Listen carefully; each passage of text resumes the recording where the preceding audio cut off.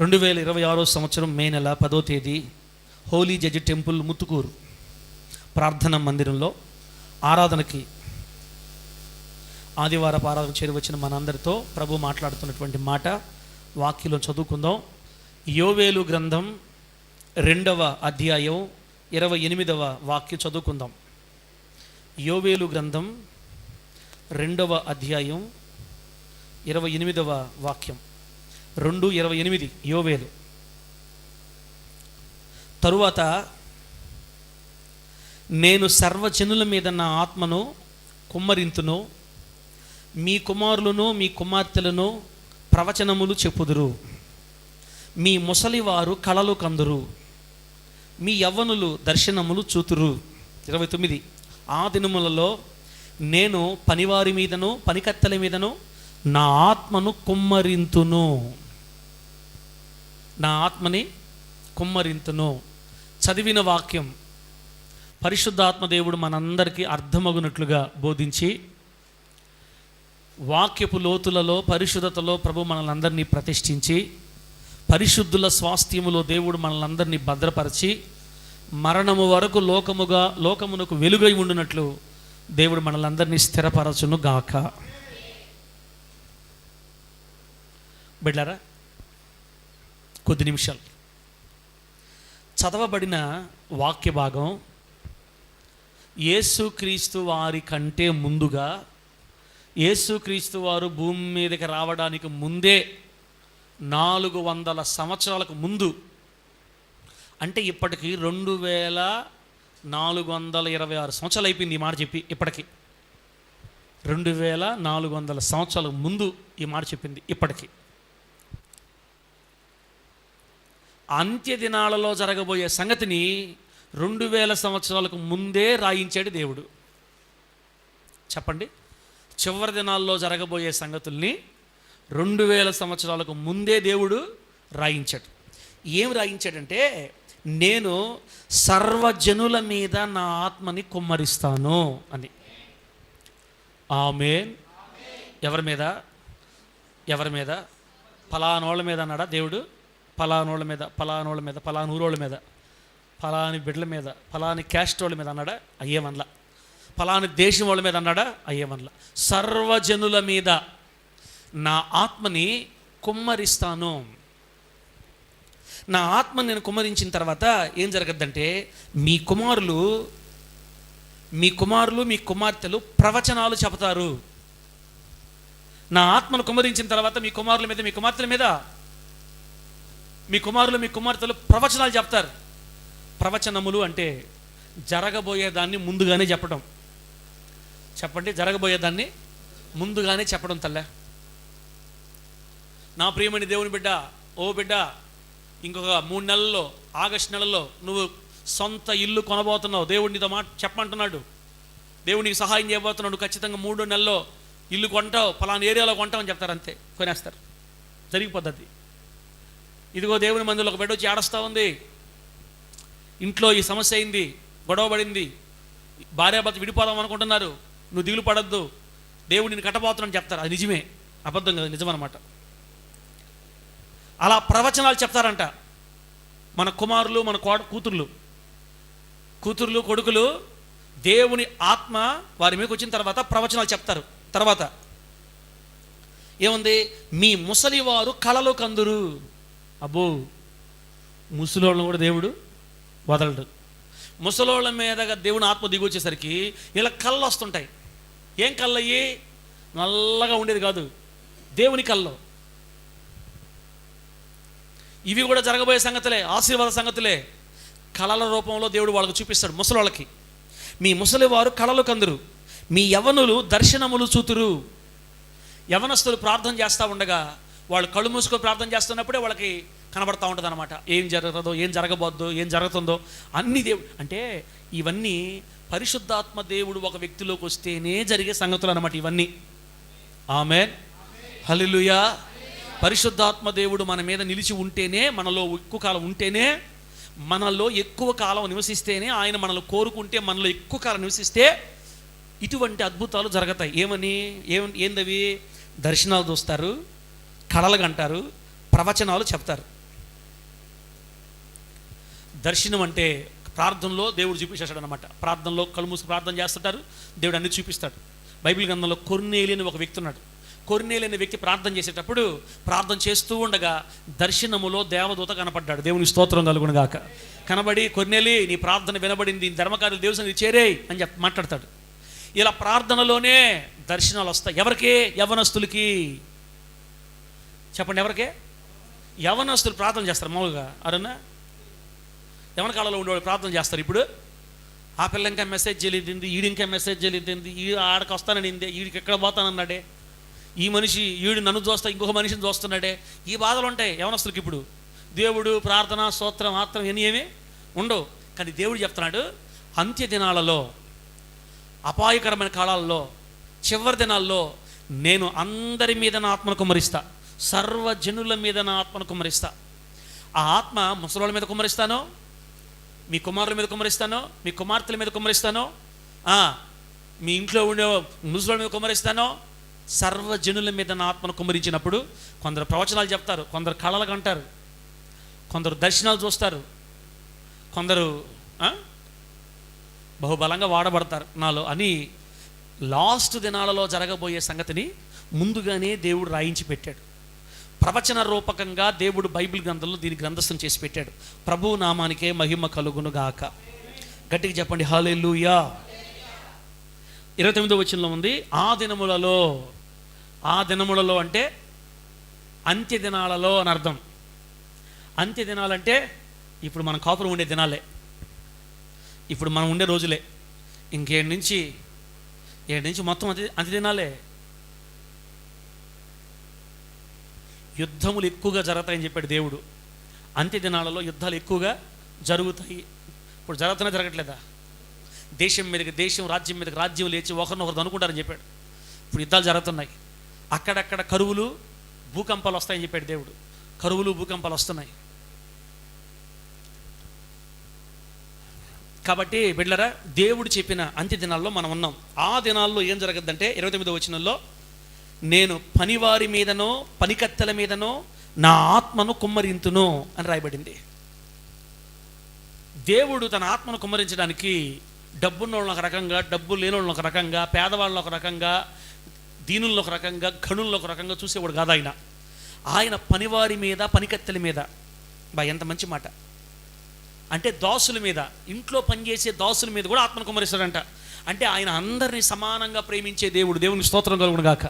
పనోడు, దాసుడు, ఇది మా ఇంట్లో పాలేరి, ఇవన్నీ మనుషులకు ఉంటాయి, దేవుడికి ఉండవు కదా. అందరం ఒకటే ప్రభుకి.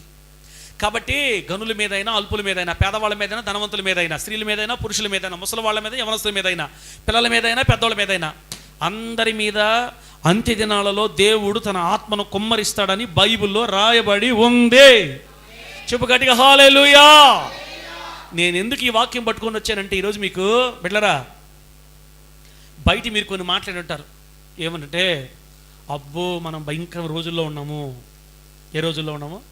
పాపం భయంకరంగా విస్తరించిపోయింది, ప్రజల నైతిక ప్రవర్తన పూర్తిగా దెబ్బతినిపోయింది, వావి వరసలు తప్పి ప్రవర్తిస్తున్నారు, వరసలు తప్పి వ్యభిచారులు అయిపోతున్నారు, ఎక్కడ పట్టిన వ్యభిచారం ఎక్కువగా ఉంది, సినిమాలు ఎక్కువైపోయాయి, దరిద్రం ఎక్కువైపోయింది, శాపం ఎక్కువైపోయింది, దుష్టత్వం ఎక్కువైపోయింది, సొదొమ గొమొర్రా లాంటి పరిస్థితులు మన కళ్ళ ముందు కనబడుతున్నాయి.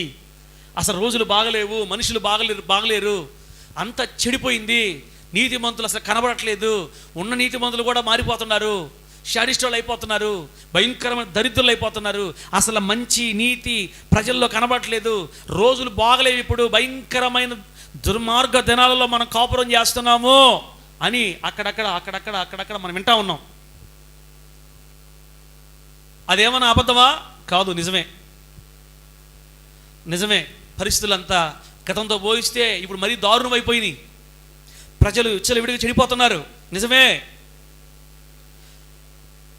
అయితే పాస్టర్లు ఏమంటారంటే, లోకమంతా చెడిపోయింది కాబట్టి మీరు కూడా వాళ్ళతో పాటు చెడిపోకుండా మీరన్నా మీ భక్తిని కాపాడుకోండి, మీరన్నా నిలబడండి, మీరు వాళ్ళలాగా ఉండొద్దు, వాళ్ళలాగా పడిపోవద్దు, వాళ్ళలాగా చేసుకోవద్దు, సంఘం కూడా తగ్గిపోతుంది, దేవుళ్ళలోంచి ప్రజలు జారిపోతున్నారు, దేవుళ్ళలో నుండి చాలామంది వెనక్కి వెళ్ళిపోతున్నారు. ఇంతకుముందు ప్రార్థన లేదు, ఇంతకుముందు విశ్వాసం లేదు, ఇంతకుముందు భక్తి లేదు, ఇంతకు ముందుగా రోషం లేదు, ఇంతకు ముందుగా పరుగు లేదు, మొదటి ప్రేమ తగ్గిపోయింది. అందరు లోకంలో కలిసిపోతున్నారు. దేవుడి బిడ్డలు కూడా నరకానికి వెళ్ళిపోయే రోజులు వచ్చేసినాయి. అసలు పరలోకం పోతారని నమ్మకం లేదు. మీరు జాగ్రత్త, మీరు జాగ్రత్త, మీరు జాగ్రత్త అని కేకలేస్తూ ఉన్నారు అక్కడక్కడ పాస్టర్లు కూడా. దేవుని రాజ్యానికి ఏదో నష్టం వచ్చేసినట్టు, పరలోకం ఏదో తక్కువైపోతున్నట్టు, ఇంకా పరలోకానికి మనుషులు పోనట్టు, ఇంకా పరలోకం ఖాళీ అయిపోతున్నట్టు, నరకం ఫుల్ అయిపోతున్నట్టు పాస్టర్ల బాధలంటే బాధలు కాదు పాపం పాస్టర్లకి. ఏదో యేసయ్య రాజ్యం కూలిపోతున్నట్టుగా, దేవుని బిడ్డల లోకంలో కలిసిపోతున్నట్టుగా, ఇక దేవుని రాజ్యం కూడా కనుమరుగైపోతున్నట్టుగా, నరకం ఫుల్ అయిపోయి పరలోకం ఖాళీ అయిపోతున్నట్టుగా పాస్టర్ల బాధ అంటే బాధ కాదు మామూలుగా. నాకు కూడా ఈ వాక్యం తెలియదాకా నాకు కూడా అట్టే ఉండింది. కానీ ఈ వాక్యం చదివిన తర్వాత బలు వెలిగింది. దేవుడికి స్తోత్రం కలుగును గాక. చెప్పండి గట్టిగా హల్లెలూయా. నీకు వెలిగితే మమ్మల్ని ఏం చేయమంటావు చూస్తున్నారు మీరు. ఇప్పుడు నీకు వెలిగింది, మమ్మల్ని ఏం చేయమంటావు? మాకెందుకు ఆ బాధలన్నీ? నీ బాధ లేదు, నువ్వు పడు. నీకు వెలిగితే మమ్మల్ని సావనుకుతే నువ్వా? కేవలం 10 నిమిషాలు చెప్తాను. ఏం చెప్తానో మాకు అర్థం కావట్లేదు. ఇప్పుడు ఏందంట? అయితే ఏదో వాక్యం చెప్పేవాడు అట్ట బాగా ఎడవడం 2 మాటలు చెప్తే సరిపోలా? ఏందో చెప్తాడు ఇంతసేపు పొడుగు సాగదీసి అని మీరు అనుకుంటే బిడ్డలారా, నేను చెప్పాలనుకున్న మాట అంశం పేరు రాసుకోండి. ఇప్పుడు అంశం పేరు రాసుకోండి. అంశం పేరు ఏంటంటే అపాయకరమైన అంత్యదినములలో దేవుని ప్రజల భద్రత. అపాయకరమైన అంత్యదినములలో దేవుని ప్రజల భద్రత. అదిగదిగా అయిపోయింది, అందరూ వెళ్ళిపోతున్నారు, జారిపోతారు, దేవుళ్ళని జారిపోతున్నారు, పాపంలో పడిపోతారు, వెనక్కి వెళ్ళిపోతున్నారు. అబ్బో చర్చిలో జనాభా తగ్గిపోతున్నారు, అసలు దేవుడి మీద మనసే లేదు, అసలు దేవుడిని మర్చిపోతున్నారు, వచ్చిన వెనక్కి వెళ్ళిపోతున్నారు. అసలు ఈ క్రైస్తవులు అసలు శాతం తగ్గిపోతుంది, క్రైస్తవులు నిజమైన వాళ్ళు లేరు, అసలు ఏదో అయిపోతుందని గడగడగడ ఒడిగిపోయే పాస్టర్లకు కానీ విశ్వాసులకు కానీ ప్రభు చెప్పే మాట ఏంటంటే, నేను సంపాదించుకున్న గొర్రెల్లో ఒక్క గొర్రె కూడా నేను తప్పిపోనివ్వను. నేను సంపాదించుకున్న గొర్రెలలో ఒక్కటి కూడా నా చేతిలో నుంచి బయటికి పోనిచ్చుకోను. హల్లెలూయా. నేను రక్షించుకున్న ప్రజలలో ఒక్కరిని కూడా బయటికి పోనివ్వను. ఎంత అపాయకరమైన కాలాలైనా, ఎంత డేంజర్ మనుషులైనా, ఎంత పాపం లోకంలో పారినా, ఎంత భయంకరత్వం మనుషుల్లో ఉన్నా, ఎంత దుర్మార్గ కార్యాల్లో ప్రజలు కూరుకుపోయి ఉన్నా, నా సంఘాన్ని మాత్రం నేను పోగొట్టుకోను. అర్థమైతే తెలుగు వాళ్ళు ఉంటే హల్లెలూయా ఆమేన్ ఏదో చెప్పుండేవాళ్ళు. దివ్యమ్మ, తెలుగు అర్థమవుతుంది మీకు? నిన్ను పిలుచుకుంది ఎవరు? దేవుడు. నన్ను పిలుచుకుంది ఎవరు? దేవుడు. అహరోను పిలిచింది ఎవరు? దేవుడు. అబ్రాహామును పిలిచింది ముఠా మేస్త్రి. ఏంది నాకు చెప్తున్నావు నువ్వు? అన్న చేసే అన్నావా? సరేలే, నేను ముఠా మేస్త్రి. ఒకవేళ ముఠా మేస్త్రి పిలిచినాడు అనుకో, జారిపోతారు ఖచ్చితంగా. ముఠా మేస్త్రి కూడా కొన్నిసార్లు నడిపిస్తాడు. కడుపుని పెట్టేస్తే కడుపుని దగ్గపోయి వచ్చేస్తారు. బిడ్డలారా, ముఠా మేస్త్రి నడిపించినా, ఎవరు నడిపించినా దేవుడు మనల్ని పట్టుకోకపోతే మనం యేసయ్యలో ఎక్కువ కాలము ఉండలేము. గుర్తుపెట్టుకోండి. మంచి తల్లి అట ఆవలించాల. దేవుడి బిడ్డను ఆశీర్వదించును గాక. అందరూ ఆవలించండి అమ్మా. మంచిదమ్మా మీరా. ఎట్లాంటి మంచి కూతుర్లు పుట్టారు చూడండి. ఏం చెప్పాను? ఎక్కడ చెప్పాను? దేవుడు గనక ఒక వ్యక్తిని పిలవకపోతే కొంతకాలం దేవుళ్ళలో ఉండి మరలా వెనక్కి జారిపోవడం మాత్రం వాస్తవం. యేసయ్య ఒక వ్యక్తిని పట్టుకుంటే తప్ప యేసయ్యలో ఆ వ్యక్తి నిలబడలేడు. ఇన్ని సంవత్సరాలు మీరు యేసయ్యలో ఉన్నారు అంటే మిమ్మల్ని దేవుడు పట్టుకున్నాడు అని అర్థం. ఇశ్రాయేల్ పాస్టర్ వాక్యాల వల్ల మీరు నిలబడలా. ఇశ్రాయేల్ పాస్టర్ ప్రార్థనల వల్ల, పాస్టర్మ ప్రార్థనల వల్ల మీరు నిలబడలా. ఒక్క మాటలో మిమ్మల్ని దేవుడు పిలుచుకున్నాడు, మిమ్మల్ని దేవుడు పట్టుకున్నాడు, మిమ్మల్ని దేవుడు నిలబెట్టాడు, కట్టాడు. కాబట్టే మీరు ఇంకా చర్చిలో కూర్చున్నారు. ఇప్పుడు అయితే ఈ వాక్యం ఏం చెప్తుందంటే, నా గొర్రెల్ని నేను ఎవరిని అవును, ఒక మాట చెప్పండి, మన దేవుడు శక్తిమంతుడా కాదా? మన దేవుడు శక్తిమంతుడా కాదా? శక్తిమంతుడు అయినప్పుడు ఆయన కొంతమందిని పిలుచుకొని మళ్ళీ వదిలేస్తా ఉంటే ఆయన శక్తి ఉంటుందా? ఆయన శక్తి ఉంటుందా? ఆయన శక్తి నిజమేనా? ఆయన కోరుకున్న వాళ్ళని, ఆయన పిలుచుకున్న వాళ్ళని, ఆయన పట్టుకున్న వాళ్ళని మరణం దాకా వదిలిపెట్టాడు, పానుడు బయటికి, అంతే. అప్పుడే ఆయన శక్తిమంతుడు అవుతాడు. దేవుడి స్తోత్రం కలుగును గాక. ఒకవేళ వచ్చిన వాళ్ళందరూ వస్తూ ఉండి పోయేవాళ్ళు పోతా ఉంటే ఆయన శక్తి ఏముంది? అందరిలాగే బయట వాళ్ళలాగే మందుడు అయిపోతాడు. మన దేవుడు శక్తిమంతుడు. ఎందుకంటే నా గొర్రెలలో నేను దేన్ని పోగొట్టుకొని చెప్పాడు దేవుడు. బైబిల్లో ఒక మాట ఉంది, 100 గొర్రెలు ఉన్నాయి ఒక వ్యక్తికి. బయటికి పోయి మేపుకొని సాయంత్రం గూడుకు వచ్చాడు, గూడు చేరాడు. మొత్తం లెక్కేసి ఎన్ని ఉన్నాయి? 99 ఉన్నాయి. ఒకటే వాడు కనపడలా, రాలా, ఒకటి లేదు లెక్క. శాంతిరాజన ఉండవాలి, శాంతిరాజన ఉండండి ఇక్కడే. ఒకటి మిస్ అయిపోయింది. అదే ఇస్రాయల్ పాష గారు అయిన ఉంటే పోతే పోయింది, ముక్కిది గుడ్డిది. దానికి జాగ్రత్తగా ఉండని చెప్పాను నేను. నువ్వు మందలో తప్పిపోవాకే గుడ్డిదానా, గూనిదానా, ఏయ్ ఏంది ఎగిచి చింగగా ఎగిరెగిరి నడుస్తాను నడ్డిదానా, నువ్వు ఎడిచి రావా పోవాకి. మనుషుల్లో పిల్లలు ఇలా విశ్వాసంలో ఉండి నువ్వు, మందలో ఉండి నువ్వు, ఎగక్షాలు ఎదుగు నీకు అని ఆ గూడి దానికి శబ్దావుడే. నేను ఎవరితో కూర్చుకుంటారు? పోయా, ఎంత దూరం పోయానా? ఉంటే ఉంటుంటోలే, రేపు పోయినప్పుడు బతుకుంటే మనలో కలుసుకుంటుంది, లేకపోతే పోతే పాని ఒకటే కదా అని అనుకుంటాను నేనైతే. బైబిల్ చెప్తుంది, బెలుగుడనా, బైబిల్ చెప్తుంది బయట పోయి బెలుగుడాను, బయట పోయి బెలుగొట్టు ఏకపనా, బయట బెలుగొట్టు. బైబిల్ చెప్తుంది ఆ 99 గొర్రెల్ని దొడ్లో తోలి తాళం వేసి ఒక్కదాని కోసం వెతకడానికి దేవుడు బయలుదేరాడంట. దేవుడు స్తోత్రం కలుగును గాక. ఆ ఒక్క గొర్రెని వెతకడానికి కాపరి బయలుదేరి మళ్ళా అడవిలోకి వెళ్ళాడు. ఆ రోజు ఎక్కడెక్కడైతే గొర్రెలు తోలాడో మేపాడో ఆ ప్రాంతాలని తిరుగుతున్నాడు. ఒక చోటకు పోయేసరికి మే అనంది. పని హిమ్మాలిందానా ఇక్కడ చేరే నువ్వా?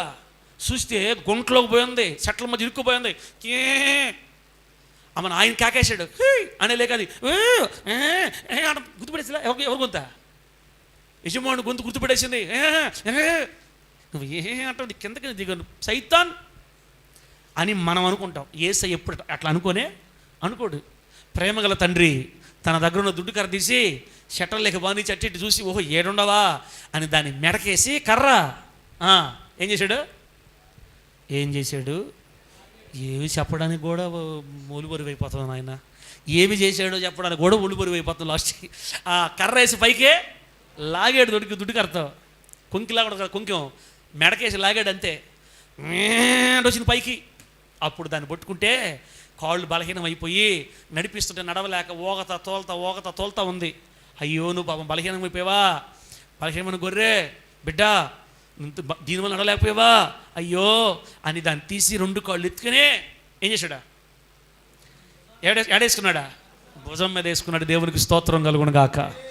గాలిచ్చి కొండల్లో కోణల్లో చీకట్లో గాలిచ్చి మొత్తానికి ఆ ఒక్క గొర్రెని పట్టాడు. దేవునికి స్తోత్రం కలుగును గాక. తీసుకొచ్చి మందలో కలుపుకున్నాడు. ఆమె చెప్పండి గట్టిగా. 100 గొర్రెల్లో ఒక్క గొర్రె పోయినా కూడా ఓర్చుకొని ఆ ప్రేమ గల తండ్రి ఈ ముత్తుకూరు హోలీ చేసే మందిరంలో కోరుకున్న గొర్రెల్లో ఒక్కటి కూడా పోనీడు.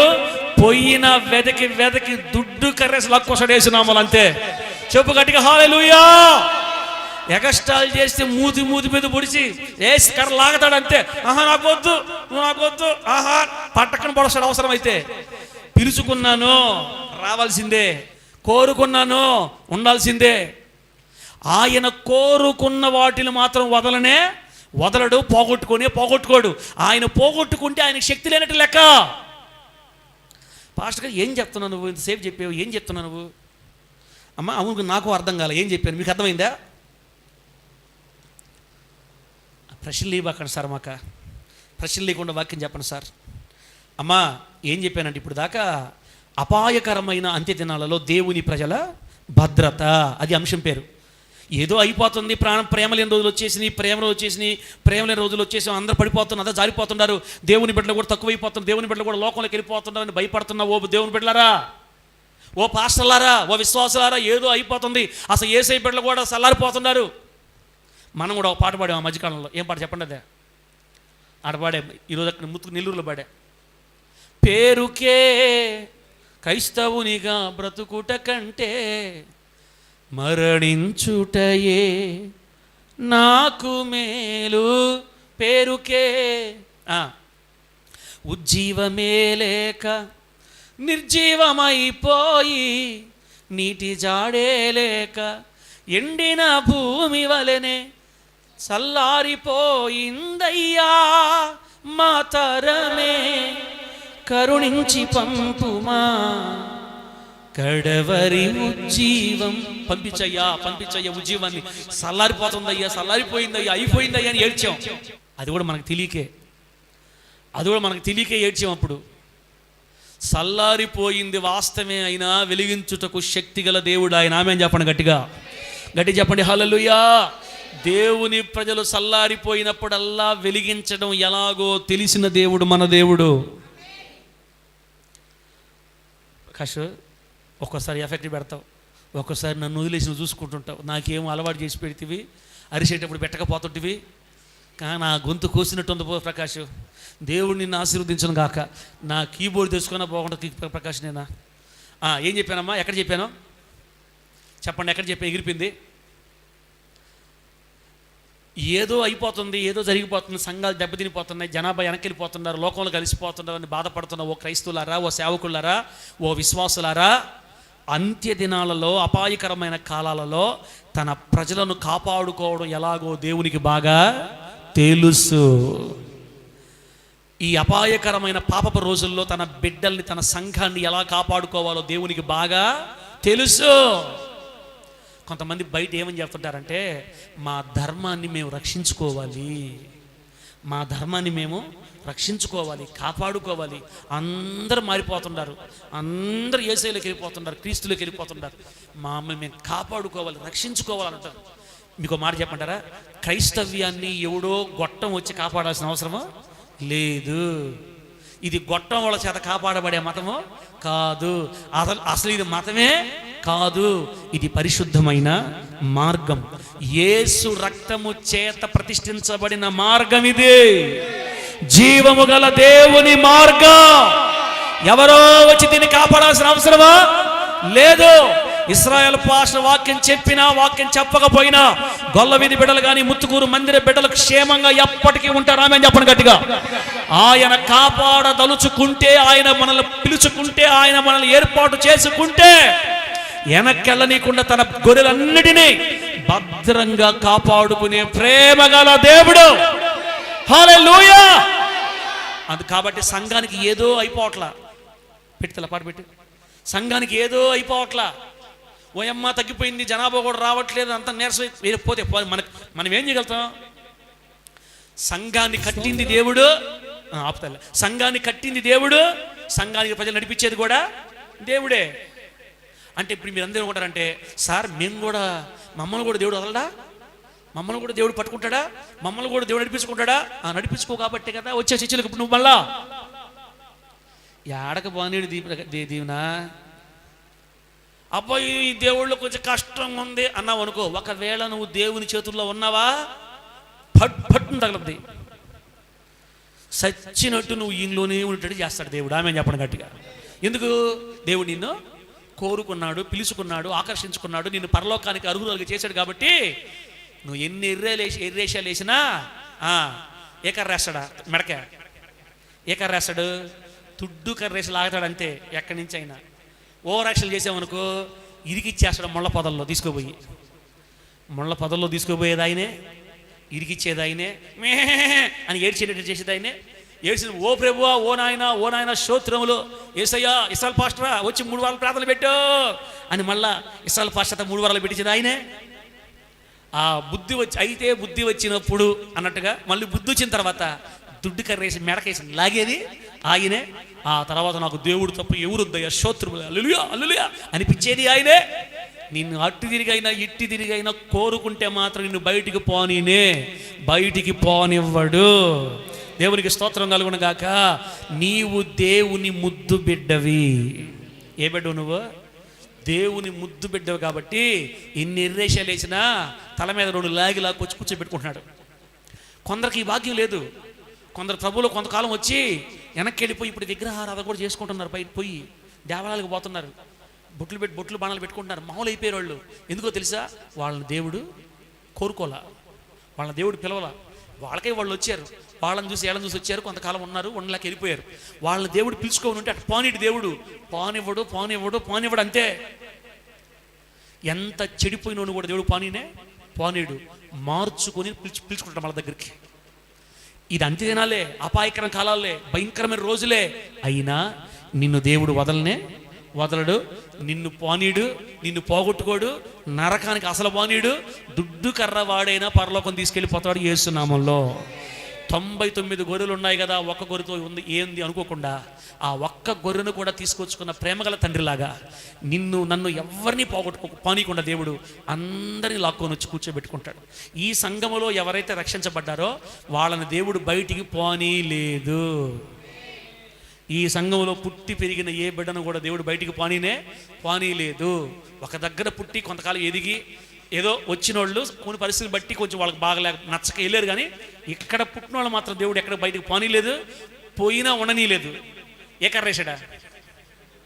నవ్వుతున్నాడు మా వరుగుండ అబ్రాహ్మణ. వేసి కర్ర దోడు కర్ర లాగాడు అంతే. యేసునామంలో వచ్చి పడిపోయారు మళ్ళాడా. పానీడు బిడ్డ, పానీడు. ఒకవేళ పాస్టర్ గారు తప్పు అనుకోండి, పాస్టర్ గారు పొరపాటు అనుకోండి, ఇంకో దగ్గర తీసుకెళ్ళి నిన్ను కాపాడుకుంటాడు తప్ప నిన్ను లోకంలో కలవనీడు, నిన్ను మరలా పాపంలో శాపంలో కలవనిచ్చి నిన్ను వదిలేడు. కాబట్టి ఎన్ని పరిస్థితులు వచ్చినా ఆయన సంఘం భద్రంగా ఉంటుంది. ఆమెన్. ఇది జమ్ము పెట్టి, ఈ పెట్టిలోకి నీళ్లు రావు. ఈ పెట్టిలోకి వస్తే పరలోక తీరం చేరేదాకా పెట్టి ప్రయాణిస్తుంటది యేసు నామములో. ఇది నోవాహు ఓడ. ఎన్ని తుఫాన్లు వచ్చినా, ఎన్ని సునామీలు వచ్చినా, ఎన్ని భూకంపాలు వచ్చినా, ఎంత పెద్ద తుఫాన్లు వచ్చినా, భయంకరమైన వర్షాలు వచ్చినా, ఓ సునామీ ఎగిరిపడినా నీళ్ల మీద తేలే ఓడిది. ఈ ఓడలో కూర్చున్న ఏ ఒక్కడిని సాతానుడు బయటికి లాగలేడు. ఈ ఓడలో ఉన్నోళ్ళు ఇశ్రాయేలు పాస్టర్ చేతుల్లో లేరు, యేసయ్య చేతుల్లో ఉన్నారు. హల్లెలూయా. సంతోషంగా ఉన్నారా? ఇప్పుడు చెప్పండి, అర్థమైందా కూతురులారా? మిమ్మల్ని దేవుడి చేతుల్లోంచి ఎవడు లాగలేడు అంటే వాడు దేవుడి దృష్టిలో లేడని అర్థం. దేవుడు పిలిస్తే మనల్ని దేవుడు వదలడని గుర్తుపెట్టుకుంటే మీరు ధైర్యంగా, ఆనందంగా, సంతోషంగా, కృతజ్ఞతలు చెల్లిస్తా దేవుడికి మీరు దేవుళ్ళు బతకగలుగుతారు. మీరందరూ దేవుడు కోరుకున్నాడు కాబట్టి మిమ్మల్ని బయటికి పోనీయకుండా నిలబెట్టుకున్నాడు. మీరు దేవుని ముద్దు బిడ్డలు. హల్లెలూయా. ఇప్పుడు పాడదాం పల్లవి పెడతలే. తెలియక ముందు పాడేవా పాట. చప్పుడు కొడదాం. స్తోత్రం.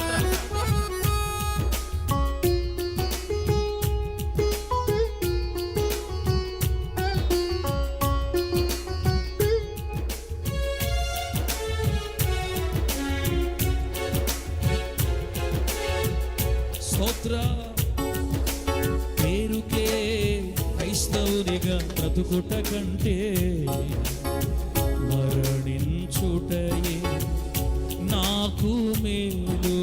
పేరుకే క్రైస్తవునిగా బ్రతుకుట కంటే మరణించుటయే నాకు మేలు. ఉజ్జీవమే లేక నిర్జీవమైపోయి నీటి జాడే లేక ఎండిన భూమి వలనే చల్లారిపోయిందయ్యా. మా తరమే కరుణించి పంపుమా. కడవరి తెలియక ముందు పాడిన పాట. పోయిందయ్యా. మా తరమే కరుణించి పంపుమా. కడవరి ఉజ్జీవం. పాట కూడా షార్ప్ పెట్టా. పేరుకే క్రైస్తవునిగా బ్రతుకుట కంటే మరణించుటయే. కళ్ళు తెరిచి క్రైస్తవునిగా కళ్ళు మోస్తున్నారు మీరు అసలు ఈ ఎండలో. మరణించుటయే నాకు మేలు. స్తోత్రం.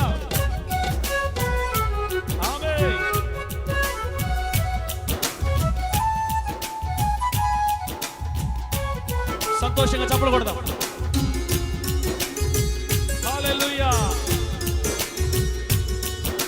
ఉజ్జీవాన్ని పంపుతాడో, వర్షాన్ని పంపుతాడో, దుడ్డు కర్ర పంపుతాడో తెలియదు, నిన్ను మాత్రం బయటికి పోనీడంతే. ఆమేన్. వేలాది ఆత్మలు నరకముకు పోవచ్చు, వేలాది ఆత్మలు నరకముకు పోవుచున్నను, చేతగాని వారమై నిరుపయోగమైతిమి.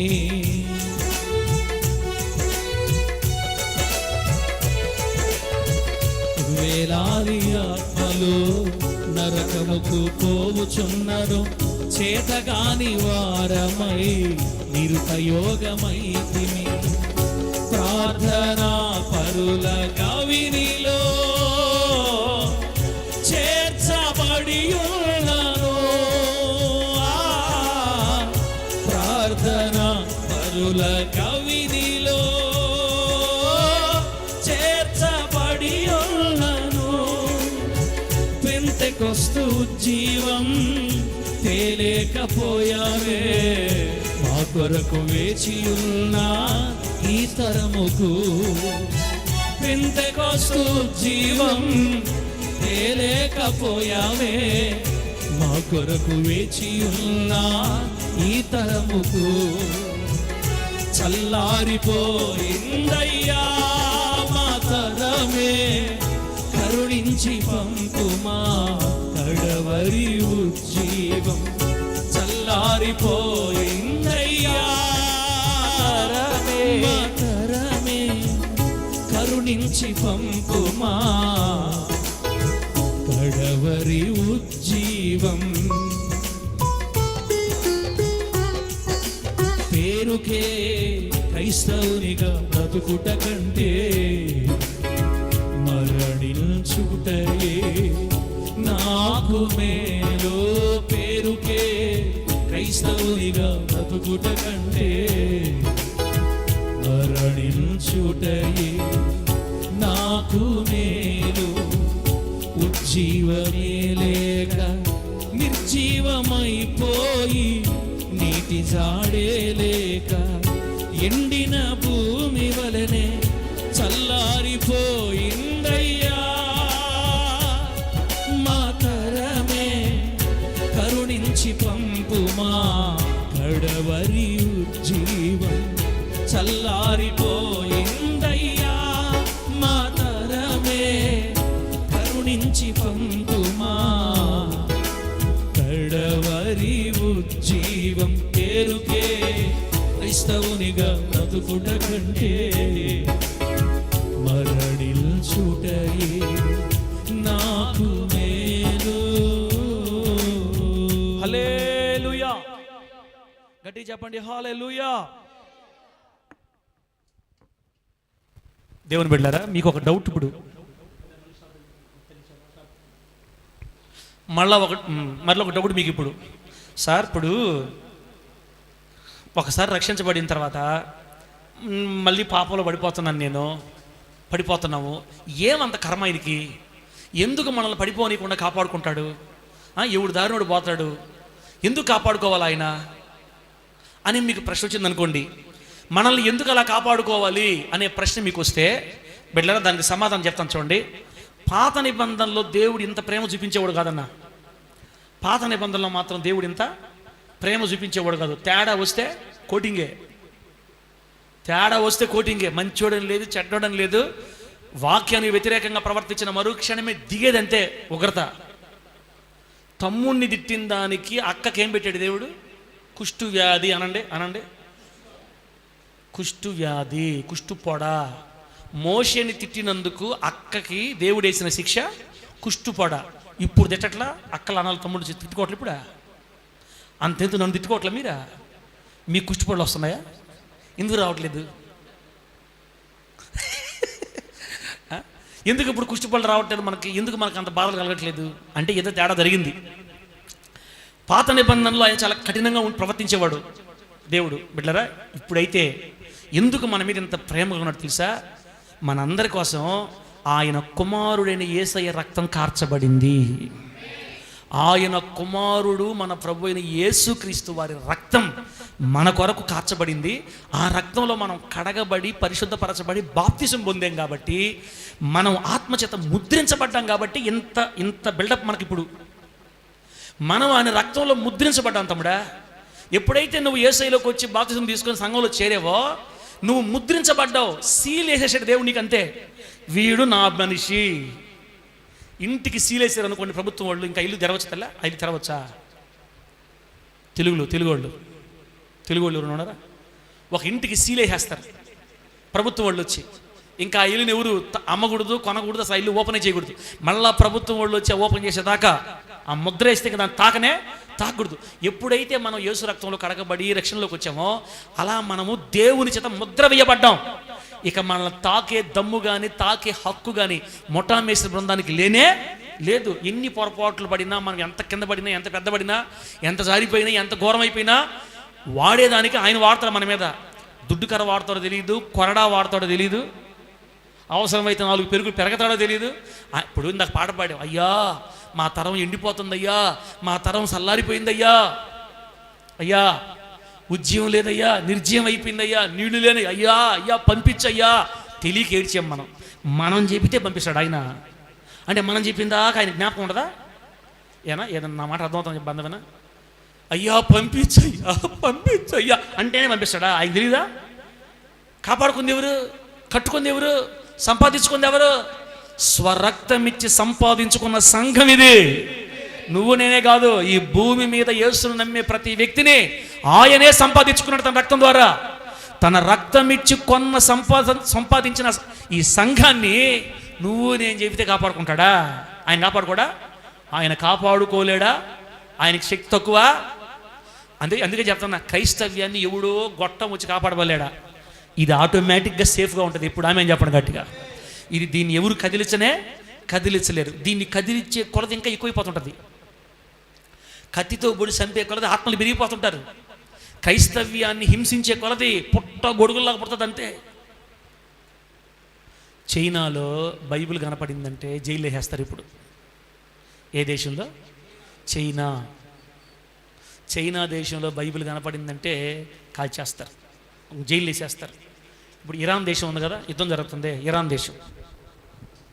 ఇరాన్లో బైబిల్ కనపడిందంటే కాల్చేస్తారు. బైబిల్ మనలాగా ఫ్రీగా పట్టుకోపోకూడదు అక్కడ. అది ఒక మతానికి సంబంధించిన దేశాలు. చైనా ఏమో కమ్యూనిస్ట్ దేశం. మీకు ఆశ్చర్యకరమైన సంగతి చెప్పమంటారా? నీళ్ల కింద సాపలాగా మారిపోయింది క్రైస్తవం అక్కడ. ఆమె చెప్పండి గట్టిగా. అండర్ గ్రౌండ్ చర్చిలు జరుగుతున్నాయంట అక్కడ. అండర్ గ్రౌండ్ అంటే అర్థం ఏంటంటే, అందరు నిద్రపోయేటప్పుడు ఒక్కొక్క ఇంట్లో ఒక 5 మంది 10 మంది కూడుకొని ఆరాధించుకుంటారు ప్రభుని. అర్ధరాత్రుల పూట కింద గ్రౌండ్లో కూడుకుంటారు. సౌండ్ కూడా చేయకుండా జాగ్రత్తగా చిన్నగా మాట్లాడుకుంటారు. ఇలా కొన్ని వేల సంఘాలు ఉన్నాయంట ఇరాన్లో కానీ చైనాలో కానీ. యేసయ్య మార్గాన్ని ఆపాలని చెయ్యి అడ్డు పెడితే నరాల్లోంచి దూసుకుపోద్ది ఈ సేవ యేసునామంలో. దీన్ని ఆపడం ఎవరి తరమో? దీన్ని స్టార్ట్ చేసింది సృష్టికర్త. ఆమేనండి. సంఘాన్ని స్టార్ట్ చేసింది ఎవరు? సృష్టికర్త. సంఘాన్ని ప్రారంభించింది ఎవరు?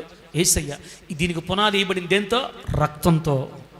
అది నిర్దోష నిష్కళంక నిర్దోష నిరపరాధ పరిశుద్ధ పవిత్ర పాప పరిహారార్థ బలి రక్తం. అది ఆ రక్తముతో ప్రతిష్ఠించి ఏర్పాటు చేసిన ఈ మార్గాన్ని ఎవడూ ఆపలేడు. ఆపాలనుకునే కొలది ఇంకా ఎక్కువైపోద్ది, అంతే తప్ప అదేదో అయిపోయింది ఇదేదో అయిపోయింది, అమ్మో సంఘం కూడిపోతుంది, సేవ దెబ్బతినిపోయింది, అసలు పాస్టర్ కరెక్ట్గా లేరు, ఇప్పుడు విశ్వాసులు పోయి అందరు చెడిపోయి అసలు రోజులే బాగలేవబ్బా అని బయట మీరు చెప్పుకునేటప్పుడు మీరేం టెన్షన్ పడద్దు.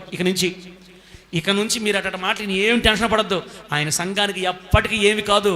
ఏదన్నా అయినా ఆయనే మళ్ళీ రిపేర్ చేసుకుంటాడు యేసునామంలో. ఆయనే సేవకులు పంపించుకుంటాడు, ఆయన రిపేర్ చేసుకుంటాడు, మళ్ళీ ఉజ్జీవం తెప్పిస్తాడు, మరలా అంతా యాక్టివేట్ చేస్తాడు.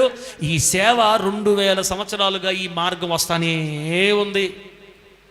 యేసయ్య ప్రారంభించిన ఈ సేవ 2020 సంవత్సరాలుగా కొనసాగుతానే ఉంది. దీన్ని ఎవరు ఆర్పలేకపోయారు. రోమా సామ్రాజ్యం ఏమని తీర్మానం చేసిందో తెలుసా? ఏమని ప్రమాణం చేసిందో తెలుసా? భూమి మీద క్రైస్తవుని ఉండనివ్వనని చెప్పి ప్రమాణం చేశారు.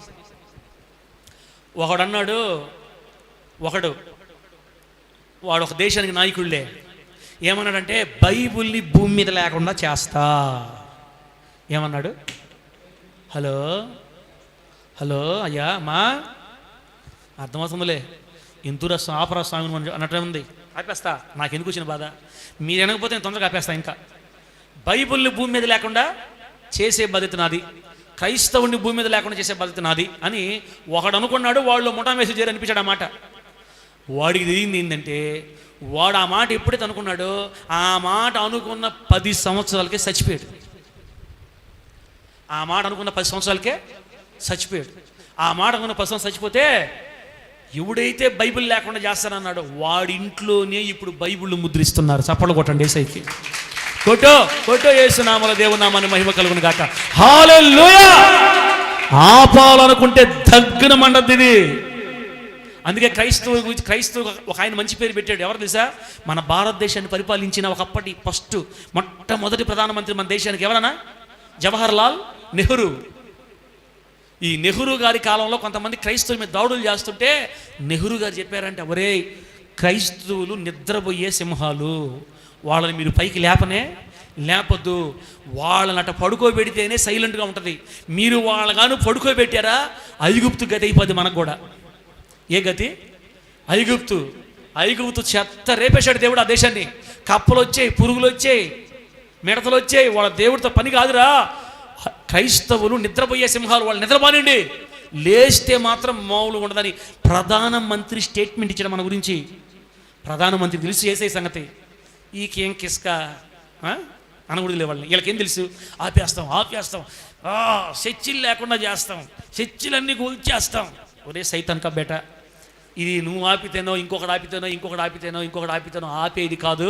నువ్వు ఆపాలనుకునే కొలది పొట్టలుగా పిగలది యేసునామములో. ఇది రక్తముతో ముద్రించబడిన సంఘం. ఇది వందలాది వేలాది హతసాక్ష రక్తం చేత తడపబడిన సంఘం. ప్రాణం పెట్టడానికైనా రెడీ అవుతారే కానీ ఆపేదానికి మాత్రం రెడీ అవరెక్కడ. అట్లది ప్రేమ. అట్లా కట్టాడు దేవుడి మార్గాన్ని. కాబట్టి బిడ్డలరా, ఏదో అయిపోతాం సంఘానికి, నేను కూడా పరలోకానికి పోతానో నేను కూడా షాడిస్ట్ అయిపోయాను, ఈ సినిమాలు మానేది లేదు, ఈ టీవీలు మానేది లేదు, నేను పరలోకానికి పోయేది అనుకోబాకండి. దుడ్డు కర్ర రెడీగా ఉంది. మానకపోతే మానేటట్టు ఎట్లా చేయాలో ఆయనకు బాగా తెలుసు. సినిమాలు పిచ్చి నీకు ఎట్ట పోగొట్టాలో దేవుడికి బాగా తెలుసు. ఆ శేషాల నుంచి నీ ఎట్ట దూరం చేయాలో దేవుడికి బాగా తెలుసు. పిలుచుకుంటేనే చేస్తాడు దేవుడు. పిలవకపోతే వదిలేస్తాడు మనల్ని కోరుకోకపోతే వదిలేస్తాడు. కోరుకున్న లెక్కలో మాత్రం నువ్వు కానీ ఉంటే నీకు ఏమి వాడాలో అది వాడి చక్కగా దారిలో తెచ్చుకుంటాడు. అంతేగా నేను మాత్రం పానీడు పోగొట్టుకోడు. కాబట్టి ధైర్యముగా యేసయ్యని సేవించుదుము గాక. మన సంఘానికి ఏం కాలేదు, మన తరానికి ఏం కాలేదు, మన రోజుల్లో ఉన్న క్రైస్తవ్యానికి ఏం కాలేదు. ఉన్నాయి కొన్ని ఉన్నాయి. అబద్ధాలు బోధలు చేసేవాళ్ళు ఉన్నారు, అబద్ధాల మాటలు చెప్పేవాళ్ళు రకరకాలు ఉంటాయి. ఎన్నైనా ఉండనే రియాలిటీ నిలబడద్ది. ఒరిజినల్ ఆమె చెప్పు గట్టిగా. దొంగ 500 కాగితము, మామూలు 500 కాగితం రెండు పక్కన పెడితే ఒకటేగా కనపడతాయి. ఒక టైం వస్తుంది. అసలుదేదో డూప్లికేట్ ఏదో ఖచ్చితంగా బయటకు వస్తుంది. అంతే. మనం ఒరిజినల్గా ఉంటే ఎన్నుంటే మనకెందుకు? ఓడు చల్లా బోధ చేస్తున్నాడు, ఈడు చల్లా బోధ చేస్తున్నాడు, మారిపోతారు ప్రజలంతా, వెళ్ళిపోతారు. పోని మనకెందుకు? మనం ఏం చేస్తామని? ఇది మన వల్ల ఏదా? దేవుడి పాదాలకు అప్పగించుకొని సైలెంట్గా ఉంటే సృష్టికర్త వేరు చేస్తాడంతే. పొట్టుని తరకల్ని మొత్తాన్ని గింజల్ని వేరు చేసేస్తాడు ఆయన వేరు చేసుకొని తన సంఘాన్ని మాత్రం జాగ్రత్త కాపాడుకుంటాడు. ఆయన బిడ్డల్ని పక్కకు బయటికి పోనీడు, తను కాపాడుకుంటాడు, భద్రపరుచుకుంటాడు, క్షేమంగా పరలోకం తీసుకెళ్ళిపోతాడు రేపు. అంతే. ఆయన గొర్రెలో నుంచి ఒక్క గొర్రె కూడా తప్పిపోదు. ఇప్పటిదాకా అర్థమైంది. గట్టిగా హల్లెలూయా చెప్పండి. చెప్పు గట్టిగా, హల్లెలూయా. టైం ఎంతేనమ్మా? 45 అర్థమయ్యేలేక ఇంత టైం పట్టింది నాకు. ఇప్పుడు చూడండి బిడ్డరా, పరిశుద్ధాత్మ దేవుడు లేదా ఆత్మదేవుడు వాక్యం ఏమని చెప్పాడు దేవుడు ఇందాక? సర్వజనుల మీద నా ఆత్మని నేను కుమ్మరిస్తాను. దాసుల మీద, దాసురాండ్ర మీద, కుమారుల మీద, కుమార్తెల మీద, ముసలోళ్ళ మీద, అందరి మీద అంటే భూమి మీద అందరి మీద అని కాదు. ఆయన ఎవరినైతే కోరుకుంటాడో వాళ్ళందరి మీద రాబోయే రోజుల్లో ఇంకా ముందుకు పోయే కొలది, ఇంకా టెక్నాలజీ పెరిగి ఇంకా పాపం విస్తరించిపోతూ ఉంటే, పాపం విస్తరించిపోయే కొలది దేవుడు తన ఆత్మని ఎక్కువ కుమ్మరించి తన బిడ్డలను ఆయన జాగ్రత్త చేసుకుంటాడు. దర్శనాలు ఇస్తాడు, ప్రవచనాలు ఇస్తాడు, వరాలు ఇస్తాడు. ఇంకా ఈ రానున్న రోజుల్లో సంఘం ఇంకా దీవించబడద్ది, ఇంకా బలపడద్ది. ఒక పక్క హతసాక్షులు అవుతూ ఉంటారు, ఒక పక్క శ్రమ కష్టాలు వస్తూ ఉంటాయి, ఒక పక్క బాధలు వస్తూ ఉంటాయి. ఆయన సంఘానికి ఎన్ని శ్రమలు వచ్చినా సంఘం మాత్రం చెక్కు చెదరకుండా ఇంకా దృఢంగా మారుతూ ఉంటుంది యేసు నామములో. పాము కుసాన్ని విడుస్తున్నట్టుగా ఎప్పటికప్పుడు సంఘం నూతన పరచబడతా ఉంటుంది తప్ప ఈ సంఘానికి ఏ డ్యామేజ్ కాదు. చేసేవాడు ఇంతవరకు పుట్టలేదు, పుట్టడు కూడా. ఇది స్థాపించింది యేసయ్య. యేసయ్య స్థాపించిన సంఘం ఇది. దేవుని నామమున మహిమ కలుగునుగాక. గట్టి చెప్పండి హల్లెలూయా. ఇప్పుడు చూడండి, ఎందుకు నేను ధైర్యంగా చెప్తున్నాను, దేవుడు మనల్ని వదలలేదు. అసలు అన్ని అపాయకరం కాలాల్లో ఈ అంత్య దినాల్లో సంఘానికి ఏ ఇబ్బంది ఉండదు, సంఘం భద్రంగా ఉంటుంది అని చెప్పాను కదా. అంశం ఏం చెప్పానన్నా? అంశం ఏం రాస్తున్నావునా? అపాయకరమైన అంత్య దినాలలో దేవుని ప్రజల భద్రత. దేవుని ప్రజలు భద్రంగా ఉంటారు. ఎలా చెప్పగలుగుతావు పాస్టర్ గారు ఈ మాట? అంత్య దినాల్లో భయంకరమైన కాలాల్లో సంఘం అంత భద్రంగా ఎలా ఉంటుంది అంటే టక గుర్తు చేసి ఆపేస్తా 10 నిమిషాల్లో, 5-10 నిమిషాల్లో. న్యాయాధిపతుల గ్రంథం 10వ అధ్యాయం 16వ వాక్యం. న్యాయాధిపతుల గ్రంథం 10వ అధ్యాయం 16వ వాక్యం. అక్కడ ఏం రాయబడిందంటే, యెహోవాను సేవింపవలెనని తమ మధ్య నుండి అన్య దేవతలను తొలగింపగా ఆయన ఆత్మ, అక్కడ అండర్లైన్ చేయండి, అక్కడ గీత కొట్టండి. ఆయన ఆత్మ ఇశ్రాయేలీయులకు కలిగిన దురవస్థను చూచి సహింపలేకపోయెను. ఆయన ఆత్మ ఇశ్రాయేలీయులకు కలిగిన దురవస్థను చూచి సహింపలేకపోయెను అంటే ఆ మాటకు అర్థమేంటో తెలుసా? ఒక్కసారి గనక పరిశుద్ధాత్మ దేవుడు మన మీద కుమ్మరించబడితే, ఒక్కసారి గనక పరిశుద్ధాత్మ దేవుడు మనలోనికి వస్తే వారిని, అనగా ఎవరైతే పరిశుద్ధాత్మను కలిగి ఉన్నారో వారిని దేవుడు దురవస్థలో వదిలేసేవాడు కాదు. అర్థం కాలేదు మీకు? ఇప్పుడు మీరున్నారు, మీరు బాప్తిసం పొందారు, మందిరంకి వస్తున్నారు, దేవునితో నమ్మకంగా నడుస్తున్నారు, జాగ్రత్తగా ఉన్నారు. పరిశుద్ధాత్మ దేవుడు మీలో ఉన్నాడు కాబట్టి మీరు ఇప్పటిదాకా దేవుడు నిలబడ్డారు. కాబట్టి మనందరం ఆత్మను పొందుకో ఉన్నాం. మనలో దేవుని ఆత్మ ఉన్నాడు. దేవుని ఆత్మ ఎవరిలో అయితే ఉంటుందో, అంటే మనలో ఉంది కదా, మనల్ని దేవుడు దురవస్థల్లో వదలంట. దురవస్థ అంటే చెడ్డ మార్గాలలో, చెడ్డ క్రియలలో, చెడు తత్వంలో, దేవునికి ఇష్టం లేని పరిస్థితుల్లో, దేవునికి నచ్చని పరిస్థితుల్లో తన బిడ్డలు వెళ్ళిపోతే అక్కడే వాడిని వదిలేయటం దేవునికి ఇష్టం ఉండదంట. ఇజ్రాయేలీలను దురవస్థలో ఉండడం చూసి దేవుడు సహించలేకపోయాడంట. ఐగుప్తు కాదు ఇది, వచ్చేసారు కానాన్ దేశం వచ్చేసారు. కానాన్ దేశంలో ఇజ్రాయేలీలు తమ శత్రువుల వల్ల దురవస్థ అనుభవిస్తున్నారు, శత్రువుల బెడద అనుభవిస్తున్నారు, బాధపడుతున్నారు, కన్నీళ్లు విడుస్తున్నారు. వాళ్ళు ప్రార్థన చేసిన తర్వాత వాళ్ళ ప్రార్థన దేవుడు, అక్కడ రాయబడింది, ఆయన ఆత్మ ఇశ్రాయేలీయులు కలిగిన దురవస్థను చూచి సహింపలేకపోయాను. ఒక్కసారి రక్షించబడి ప్రభు సన్నిధిలో చేరిన తర్వాత తన బిడ్డలు ఎక్కడ ఏ దురవస్థలో ఉన్నా నాకెందుకు లేని వదిలేసేవాడు కాదు. దురవస్థలో పడి ఉన్న తన ప్రజలకు సహాయం చేసి చెయ్యి పట్టి లేవనెత్తుకునే ప్రేమ గల తండ్రి. ఆమేన్ చెప్పండి గట్టిగా, గట్టి చెప్పు హల్లెలూయా. బాప్తిసం పొందిన తర్వాత మళ్ళా పోయి బీడీలు తాగితే నాకెందుకు లేని వదిలేసేవాడు కాదు. మూతి మీద కొడతాడో, తల మీద కొడతాడో, దుడ్డు కర్ర వేస్తాడో, దేంతో కొడతాడో తెలియదు, కానీ మరలా వదిలేయకుండా, ఆ దురవస్థలోని ఆ వ్యక్తిని వదిలేయకుండా మరలా తన దగ్గరికి తీసుకొచ్చుకుంటాడు ప్రేమతో. తన ప్రజలని దురవస్థలో వదిలేసేవాడు కాదు ఆత్మదేవుడు. అందుకనే అంత్య దినాల్లో, అపాయకర కాలాల్లో కూడా సంఘం భద్రంగా ఉంటుందని మనం నమ్మాలా. దేవుని బిడ్డలు భద్రంగా ఉండాలని నమ్మాలా. ఎందుకు? భద్రంగా ఉండనివ్వకుండా పాడు చేసే పాపంలో తన ప్రజలు ఉండటం దేవుడికి ఇష్టం లేదు. అందుకని మరలా వాళ్ళని రక్షించుకుంటాడు, మరలా వాళ్ళకి అవకాశాలు ఇస్తాడు, మరలా పిలుచుకుంటాడు, మరలా వాళ్ళని నయానో భయానో తీసుకొచ్చుకొని మందలో చేర్చుకుంటాడు. కాపాడుకునే తండ్రి ఉన్నాడు కాబట్టి దురవస్థల్లో మనల్ని వదలడు. నమ్మి ఇంటికి వెళ్ళాలి యేసు నామములో నువ్వు అంతే. ఇప్పుడు గట్టి చెప్పు హల్లెలూయా. ఏమని నమ్మాలా బ్రహ్మణ? నేను ఉన్న ఈ పాపంలోనే నన్ను దేవుడు వదలడు. ఇప్పుడు నేను పడిపోయిన ఈ గుంటలో దేవుడు నీకు కాలం వదలడు. ఏ కర్ర వేస్తాడో తెలీదు. దుడ్డు కర్ర వేస్తాడా, స్టీల్ రాడ్ వేస్తాడా, ఎనప రాడ్తో కొడతాడో తెలియదు, కానీ మొత్తం మీద గుంటలో నుంచి పైకి లేపుకుంటాడు, మళ్ళీ తెచ్చి పెట్టుకుంటాడు. నన్ను నా దేవుడు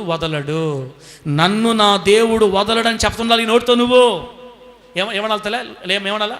నన్ను నా దేవుడు వదలడు. నన్ను ఒక్కసారి కోరుకున్నాడు, పిలుచుకున్నాడు, ఆత్మనిచ్చాడు. ఇక నన్ను దురవస్థలో వదలడం నా ప్రభుకి ఇష్టం ఉండదు.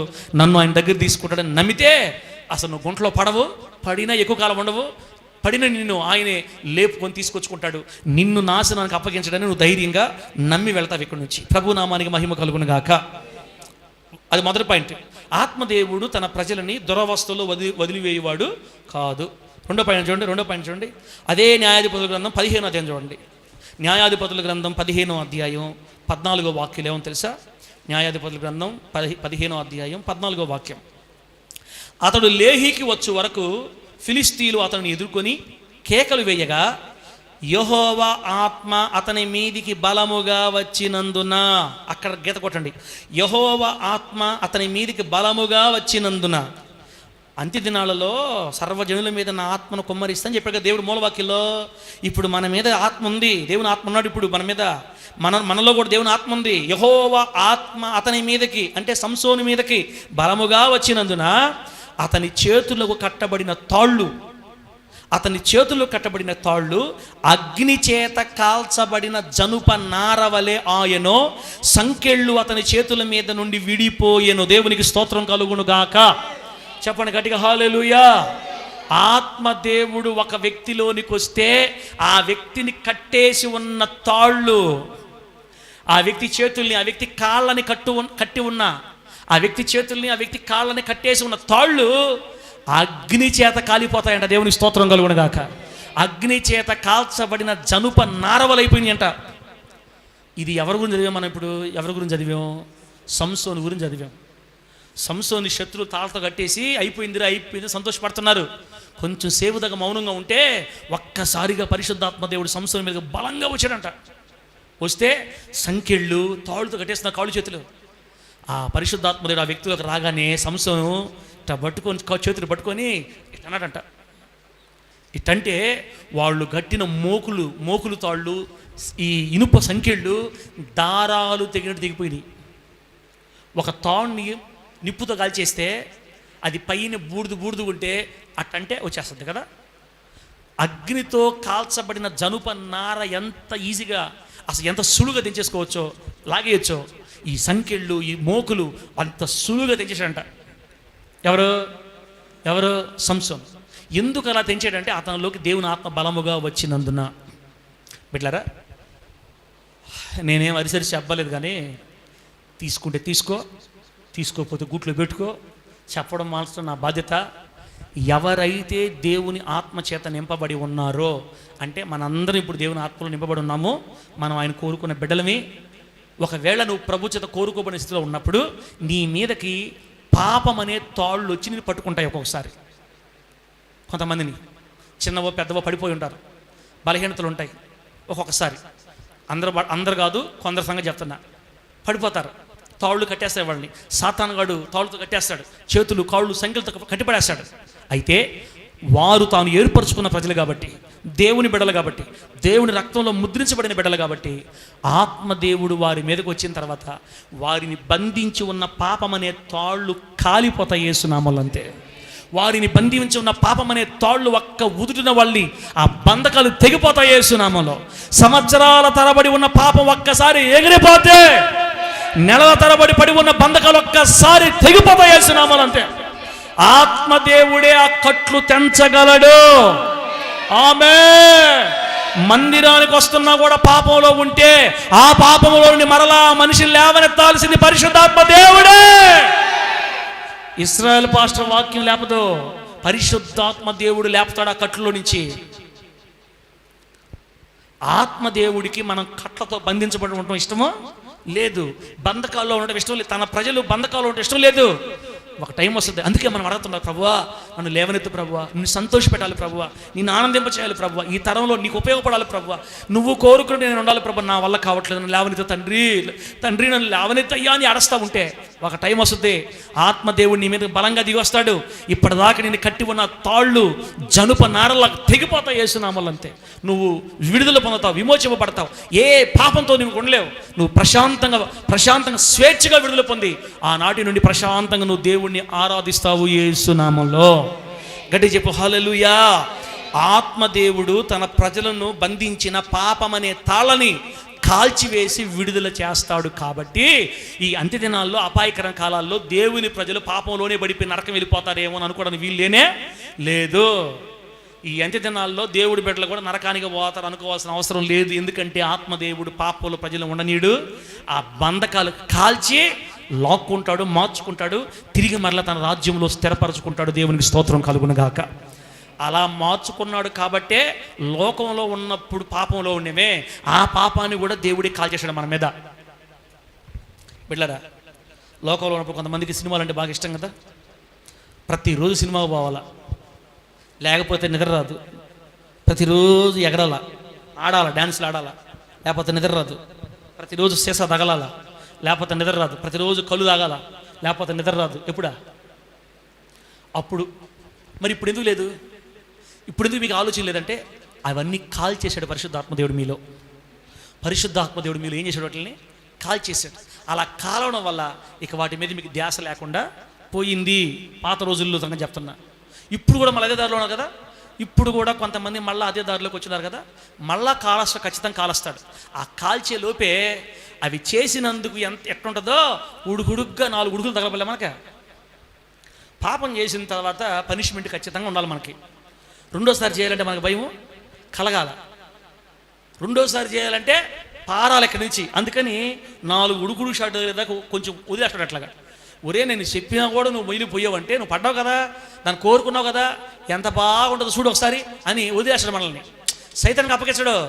ఆ పాపం వల్ల వచ్చు జీతం అంటే ఆ దిగులు, భార్యాభర్తలు తగులు, కొట్లాట్లు, ఏడుపులు, రోదనలు, అశాంతి, అసమాధానం సంపాదించేదంతా మళ్ళా పాత రోజులు కనిపిస్తుంది. ఏందిరా నేను యేసుని నమ్ముకున్నా కూడా పాత రోజుల్లాగా ఉంది. ఏంది ఇది? అసలు మనశ్శాంతి లేదు, నెమ్మది లేదు. అబ్బా 24 గంటల తగులు భార్యాభర్తలకి అసలు ఏమైపోతుంది, నా ఇల్లు కొంప నరకమైపోతుంది ఏంది అని నీకు తెలియకుండా అర్థమైపోతుంటుంది. నేను చేసే శాస్త్రాలకు సరిగ్గా సరిపోతుంది నాకని.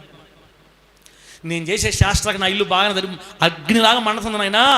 అసలు దీంట్లో నుంచి బయటపడితే నాకు ఈ బాధ ఉండదు. ఓ నా ప్రభువా నన్ను దీంట్లో నుంచి బయటికి లేపు అని కేకలేసేటట్టు చేయిస్తాడు దేవుడు నిన్ను. ఆ కేకలేసేదాకా ఆగతాడు. ఎప్పుడైతే నువ్వు ఆ కేకలేసి ఏడుస్తావో అప్పుడు ఆత్మ బలముగా నీ మీదకి దిగి వచ్చి నీ కట్లని కాల్చేస్తాడు యేసునామములో. అంతే. నువ్వు ఏడ్చినప్పుడు, నువ్వు అడిగినప్పుడు, నువ్వు కోరుకున్నప్పుడు నీ పాపమని కట్లు పూర్తి తెంచేస్తాడు. అప్పుడు ఆయన మరలా నేను స్వేచ్ఛగా నిలబెట్టి మరలా ఆశీర్వదించి నిన్ను వాడుకుంటాడు. దేవుని నామానికి మహిమ కలుగును గాక. దెబ్బలు పడతాయి, పనిష్మెంట్ వస్తుంది, ఏడ్చుకుంటావు, దిగులు పడతావు, మరలా బలహీనతలోకి వెళ్తావు, గందరగోళం అయిపోయి మరలా ప్రభు వైపు చూస్తావేమో కానీ నరకానికి మాత్రం పోనివ్వడు దేవుడు నిన్ను. ఎందుకంటే నువ్వు ఆయన గొర్రెవి, నువ్వు ఆయన బిడ్డవి. బిడ్డ లాస్ట్ మాట చూడు. 2 చెప్పాం కదా. ఇప్పుడు ప్రస్తుతానికి దేవుని ఆత్మ మన మీద కుమ్మరించబడినప్పుడు అదే దినాల్లో ఆ ఆత్మ మనల్ని దురవస్థల్లో వదిలేడు. దేవుని ఆత్మ మన మీద కుమ్మరించబడినప్పుడు అదే దినాల్లో మనల్ని బంధించిన పాపం అనే తాళ్ళుని కాల్చేసి మనల్ని విడుదల చేస్తాడు. మన మీదకి దేవుడు కుమ్మరించిన దేవుని ఆత్మ 3 ఏం చేస్తుంది? 1 సమూయేలు గ్రంథం 10వ అధ్యాయం 6వ వాక్యం. 1 సమూయేలు గ్రంథం 10వ అధ్యాయం 6వ వాక్యం ఏముందంటే, యెహోవా ఆత్మ నీ మీదికి బలముగా దిగివచ్చును. చూడండి ఎంత మంచి మాట. యెహోవా ఆత్మ నీ మీదకి బలముగా దిగివచ్చును, నీవు వారితో కలిసి ప్రకటన చేయుచుండగా నీకు కొత్త మనసు వచ్చును. నీకు క్రొత్త మనసు వచ్చును. దేవునికి స్తోత్రం కలుగును గాక. పరిశుద్ధాత్మ దేవుడు మన మీదకి బలముగా దిగి వచ్చినప్పుడు జరిగే 3వ అద్భుతం ఏంటంటే ఆయన బిడ్డలకి కొత్త మనసు వస్తుందంట. అబ్బా ఏ మనసు అబ్రహ్మన్న? ఏ మనసు? కళ్ళు తెరిచి హుషారుగా ఉండేవాళ్ళు అల్లు చెప్పండి. ఊపిరి పీల్చుండే వాళ్ళు అల్లు చెప్పండి. తెలుగు అర్థమయ్యే వాళ్ళు చెప్పండి గట్టిగా. హల్లెలూయా. పాత మనసా కొత్త మనసా? కొత్త మనసు అంటే ఉంది మీకు చెప్తుంటే. కొత్త మనసు కానీ రా స్వామి, 12 అయింది, ఇంకా కొత్త మనసు దగ్గరే ఉండవు స్వామి నీకు ఇంత ఎండలో కూడా. అమ్మా వారానికి ఒక్క పూట చెప్తుండే వాక్యం. అయినా కూడా ఈ దిగుళ్ళు, ఈ ఏడుపులు తగ్గట్లేదమ్మా, ఈ నిద్రలు తగ్గట్లేదమ్మా. సరేలే మళ్ళీ ఇప్పుడు పోయినంటే మళ్ళీ ఆదివారం వస్తా, మీ ఇష్టం. ఆత్మదేవుడు, పరిశుద్ధాత్మదేవుడు అంత్య దినాలలో మన మీద కుమ్మరించబడినప్పుడు ఆయన బిడ్డలకి క్రొత్త మనసు వస్తుంది. నిన్నటిదాకా వేరే మనసు ఉండేది, పాపాన్ని ఆశించే మనసు ఉండేది. నిన్నటిదాకా లోకాన్ని ఆశించే మనసు ఉండేది. ఇప్పుడు పరిశుద్ధాత్మ మన మీద బలంగా దిగొచ్చి మన మనసును నూతనపరిచి కొత్త మనసుగా మార్చేస్తే అప్పుడు మనకి ఏమనిపిస్తుంది తెలుసా? ప్రార్థన చేసుకోవాలి, బైబిల్ చదవాలి, ప్రార్థనలకు పోవాలి, సంఘంలో నమ్మకంగా ఉండాలి, సేవకులతో నమ్మకంగా ఉండాలి, సంఘంలోకి మంచి పేరు తెచ్చుకోవాలి. అయ్యో నా ప్రభు కోసం బతకాలి. ఈ ఆలోచనలు వచ్చేస్తాయి నీకు. ఏ మనసు వస్తే కొత్త మనసు వస్తే పరిశుద్ధాత్మ దేవుడు మనకు కొత్త మనసు ఇచ్చేస్తాడంట. అంతేగాని లోకంలో వదలడు, పాపానికి వదిలి నీ మనసు మార్చేస్తాడు. పరిశుద్ధాత్మ బలంగా నీ మీద దిగి వచ్చి నీ మనసుని నూతనపరచాడు అంతే బిడ్డరా. కాబట్టి ఆ నూతనమైన మనసు మనందరికీ ప్రభు ప్రసాదించునుగాక. 3 చెప్పా. మన మీద బలముగా దిగి వచ్చిన పరిశుద్ధాత్మ దేవుడు అన్ని దినాల్లో మనల్ని దురవస్థల్లో వదిలేయుడు. దేవుడు మన మీద కుమ్మరించిన ఆయన ఆత్మ అంత్య దినాల్లో మనల్ని పాపమనే తాళతో కట్టినప్పుడు ఆ పాపమనే తాళను కాల్చి మనల్ని విడుదల చేస్తాడు. 3వది, ఆ ఆత్మదేవుడు మనకి కొత్త మనసు అనుగ్రహిస్తాడు. ప్రభు నామానికి మహిమ కలుగునుగాక. గట్టి చెప్పండి హల్లెలూయా. బిడ్డలారా, ఆ తర్వాత మొదటి సమూయేలు గ్రంథం 19:23 ఉంది. మొదటి సమూయేలు గ్రంథం 19:23 ఏముందంటే, రామా దగ్గరనున్న నాయోధునకు అతడు రాగా దేవుని ఆత్మ అతని మీదకి వచ్చెను. చూడండి, దేవుని ఆత్మ అతని మీదకి వచ్చెను గనుక అతడు ప్రయాణము చేయుచు రామా దగ్గరను నాయోధునకు వచ్చు వరకు ప్రకటించుచుండెను. పరిశుద్ధాత్మ దేవుడు మన మీదకి బలంగా దిగి వస్తే మనకు తెలియకుండానే మనం దేవుడి గురించి చెప్పేస్తూ ఉంటాం. అందరికీ, పక్కింటి వాళ్ళకి చెప్తాం, ఎదురింటి వాళ్ళకి చెప్తాం, స్నేహితులు చెప్తాం, ఫ్రెండ్స్కి చెప్తాం. దేవుడి గురించి ప్రకటించే వారిగా దేవుడు మనల్ని మారుస్తాడు. అంతేగాని లోకంలో పంపిడు మనల్ని దేవుడు లోకంలో పంపిడు. బిడ్డలారా, యెషయా గ్రంథం 59:21 మీ పిల్లల నోట, మీ పిల్లల నోట కూడా దేవుడు ఆ మాటలు పెడతాడంట. పరిశుద్ధాత్మ దేవుడు ముందు మనల్ని ప్రకటించే వారికి చేస్తాడు. మన చేత చెప్పిస్తాడు. ఫస్ట్ మన చేత చెప్పిస్తాడు. ఆ తర్వాత నీ పిల్లల చేత చెప్పిస్తాడు. నీ చేత, నీ పిల్లల చేత, నీ పిల్లల చేత కూడా ఆయన తన మాటలు చెప్పించుకుంటాడంట. పరిశుద్ధాత్మ దేవుడు తరతరాలు కాపాడుకుంటూ వెళ్ళే దేవుడు. మన బిడ్డలను కానీ మన బిడ్డలను కానీ దేవుడికి దూరం కానికుండా ఆయన దగ్గర కాపాడుకుంటాడు మన బిడ్డల్నే. ఎంత మంచి మాట. 59:21 యెషయా గ్రంథం, నేను వారితో చేయు నిబంధన ఇది, నీ మీదనున్న నా ఆత్మయు నేను నీ నోట ఉంచిన మాటలను నీ నోట నుండి, నీ పిల్లల నోట నుండి, నీ పిల్లల నోట నుండి ఈ కాలం మొదలుకొని ఎల్లప్పుడూ తొలగిపోవని యెహోవా సెలవిస్తున్న రాయబడింది. దేవుడి మాటలంట.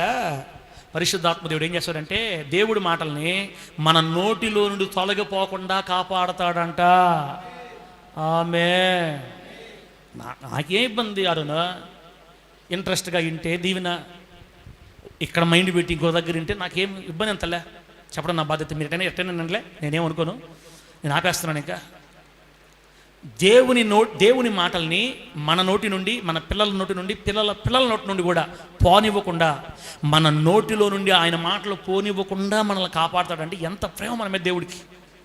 మన నోటి నుండి, మన పిల్లల నోటి నుండి, మన పిల్లల నోటి నుండి ఈ మాటలు తొలగిపోకుండా తరతరాలు పరిశుద్ధాత్మ దేవుడు మనల్ని కాపాడతానని మనకు మాట ఇస్తున్నాడు. ఇప్పుడు చెప్పండి, సర్వజనుల మీద ఆత్మను కుమ్మరించి యవనుల్ని, యవనస్తురాళ్ళని, ముసలోళ్ళని, పిల్లల్ని అందరినీ ఆశ్రదించి కాపాడుకుని సంరక్షించి ఆ దేవుడు ఈ రోజుల్లో సంఘం ఏదో అయిపోతుంది, బిడ్డలు వెనక్కి వెళ్ళిపోతుంటారు, బిడ్డలు విశ్వాసాలు జారిపోతుంటారు, బిడ్డలు అసలు నమ్మకంగా లేరు అని చెప్పుకునే మాటలు మనం భయపడలే. ఆయన సంఘాన్ని ఆయన జాగ్రత్తగా కాపాడుకుంటాడు. ఆయన సంఘానికి ఏ కీడు రాని సంఘం అంటే ఇదిగా మందే కాదు, భూమి మీద ఉండే ప్రతి వ్యక్తి, భూమి మీద ఉండి దేవుని పిలుపు అందుకుని దేవునిలో ఉన్న ప్రతి వ్యక్తిని దేవుడు పోనీడు. ఎందుకని ఆయన తన ప్రజలని దురవస్థలో వదిలివేసేవాడు కాదు. ఆయన తన ప్రజలని పాపపు సంఖ్యలా, రెండోది ఆయన తన ప్రజలని పాపమనే తాళ్లతో కట్టి అలా బందీలుగా ఉండేటట్టు కోరుకునేవాడు కాదు. ఆ పాపమనే తాళ్ళు కాల్చి తన ప్రజల్ని విడుదల చేసే దేవుడు. ఆ ఆత్మదేవుడు తన ప్రజలకు కొత్త మనసు అనుగ్రహించే దేవుడు. ఆ ఆత్మదేవుడు తన ప్రజలను ఇతరులకు ప్రకటించేటట్టుగా చేసే దేవుడు. ఆ ఆత్మదేవుడు తన ప్రజలని, వారి పిల్లలని, వారి పిల్లలని వాళ్ళ నోట్లో నుంచి ఆయన మాట పోకుండా కాపాడతాడంట. తరతరాలు తన సంఘాన్ని ఆయన కాపాడుకుంటాడు. ప్రభు నామానికి మహిమ కలుగునుగాక. గట్టిగా చెప్పండి హల్లెలూయా. మా నాన్నమ్మ ఉంది, బైబిల్ మూసండి, అయిపోయిందమ్మా, బైబిల్ మూసండి. మా నాన్నమ్మ ప్రభువుని నమ్ముకున్న కాడి నుంచి చనిపోయేదాకా మంచి ప్రార్థన పరులు. ఆమె ఎక్కువ ప్రార్థనలకు పోయేది, పాస్టర్ గారితో ఎక్కువ ప్రార్థనలకు పోయేది. అందరూ మా నాన్నమ్మ వయసు వాళ్ళు అందరూ కూడా ఒక ప్రార్థన బృందంగా ఉండేవాళ్ళు. ఆమె జీవితాంతం ఏసయ్యా ఏసయ్యా ఏసయ్యా ఏసయ్యా అంటే చచ్చిపోయింది. నెక్స్ట్ మా నాన్న సేవలోకి వచ్చిన కానించి ఏసయ్యా ఏసయ్యా ఏసయ్యా ఏసయ్యా ఏసయ్యా అంటా పోతున్నాడు. రేపు ఆయన కూడా టైం అయిపోతే ఆయన ఏసయ్యా అని వెళ్ళిపోతాడు. ఇప్పుడు నేను ఏసయ్యా ఏసయ్యా ఏసయ్యా ఏసయ్యా ఏసయ్యా అంటా పోతుండా. రేపు ఈ ఏసఐ అంటేనే వెళ్ళిపోతా. రేపు నా కూతుర్లు ఏసయ్య ఏసయ్య ఏసై అంటే వస్తున్నారు. ఇప్పుడు వాళ్ళు ఏసై ఏసై అంటేనే పోతారు. వాళ్ళ పిల్లలు ఏసయ్య ఏసయ్య ఏసై అంటేనే పోతారు. చూసారా ఎన్ని తరాలు కాపాడుతున్నాడు దేవుడు, ఎన్ని తరాలు. నేను చెప్పిందే 4-5 తరాలు. నానమ్మ, డాడీ, నేను, నా పిల్లలు 4 తరాలు. ఇప్పటికి 4 తరాలు ఏసయ్య ఏసయ్య ఏసయ్య ఏసయ్య ఏసై అంటే పోతున్నాం మనం. మా నోళ్లలో నుంచి ఆయన పేరు పోనీయకుండా కాపాడుతున్నాం మమ్మల్ని. ఆమె చెప్పండి గట్టిగా. నా బిడ్డల బిడ్డల బిడ్డల బిడ్డల నోళ్ళల్లో కూడా ఆయన పేరు ఉంటుంది యేసు నామములో. ఆయన అలా కాపాడుకుంటాడు తన సంఘాన్ని, అలా కాపాడుకుంటాడు తన సంఘాన్ని, తన బిడ్డలను అలా కాపాడుకుంటాడు.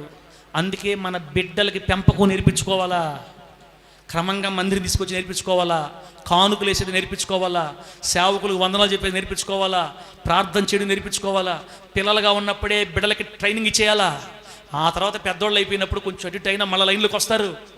మన బిడ్డలు రెడీ చేసి వేసే చేతుల్లో పెట్టేస్తే మన బిడ్డలను ఆయనే మరుచుకుంటాడు, నడిపించుకుంటాడు. వాళ్ళ నోళ్ళల్లో నుంచి కూడా ఆయన మాట పోకుండా కాపాడుకుంటాడు బిడ్డ. నేను నమ్ముతున్నానమ్మా, సంఘానికి ఏ హాని కలగదు. ఈ ఎన్ని కష్టాలు వచ్చి, ఎన్ని బాధలు వచ్చి, ఎన్ని శ్రమలు వచ్చినా, మరణాలే సంభవించినా ఆయన సంఘం అంత్యకాలం వరకు నమ్మకంగా, సంతోషంగా, ధైర్యంగా, పులిలాగా, సింహంలా నిలబడ్డ సంఘం అంతే. ఈ క్రైస్తవ సంఘాన్ని నాశనం చేయడం ఎవరి తరము కానే కాదు. ఒకవేళ పాపం ఎక్కువైపోయి సంఘంలో కాస్త మత్తు ఎక్కువైందంటే మత్తు వదలగొట్టే కార్యక్రమాలు చేపట్టి మరలా సంఘాన్ని ఉజ్జీవపరుచుకుంటాడే కానీ సంఘం దిగజారిపోవటం, సంఘం లోకంలో కలిసిపోవటం, సంఘం పౌడైపోవటం ఉండదు, జరగదు. దానికి కారణం ఏంటంటే సర్వజనుల మీద నా ఆత్మని నేను కుమ్మరిస్తాను. మీ యవనస్తులు, మీ యవనులు, మీ కూతుర్లు, మీ కొడుకులు, మీ ముసలివాళ్ళు కలలు కానీ ప్రవచనాలు చెప్తారు. దాసుల మీద, దాసురాళ్ళ మీద నా ఆత్మను కుమ్మరిస్తాను చెప్పాడు దేవుడు. ఇంత ప్రేమగల దేవుడు మనల్ని కోరుకుంటుంటే మనము మందులోంచి బయటకు వెళ్ళే ముందుగా ప్రభువా నా మీద ఎంత ప్రేమ చూపిస్తున్నా నీకోసం, నేను కూడా నమ్మకంగా నిలబడాలయ్యా. నేను ఈ లోకంలో నీకోసం ఎలా బ్రతకాలో అలా బ్రతికేటట్టు నాకు సహాయం చేయి. నేను పడి ఉన్న గుంటల్లోంచి నన్ను లేవనెత్తు, నేను పడి ఉన్న స్థితిలో నన్ను లేవనెత్తు అయ్యా. అయ్యా దెబ్బలు తగలక ముందే లేసే కృప నాకు అయ్యా. నేను దెబ్బలు తిని బతకలేనయ్యా, నాకు వద్దయ్యా దెబ్బలయ్యా, నన్ను బ్రతికించయ్యా, నాకు సహాయం చేయయ్యా అని ఈరోజు మధ్యాహ్నం ప్రభుత్వం ఒక చిన్న ప్రార్థన చేసుకొని ఇక్కడి నుంచి బయటికి వెళ్ళిపోదాం. నిన్ను దేవుడు వదలలేదు, వదలడు కూడా. నువ్వు క్షేమంగా సదాకాలం నెమ్మదిగా ఉంటావు, సంతోషంగా సాగిపో. దేవుడి మాటలు మనకు ఆశీర్వాదకరంగా మార్చి వర్ధిల్ల చేయను గాక. ఆమేన్. ఆమేన్. కళ్ళు మూసుకొని బిడ్డ.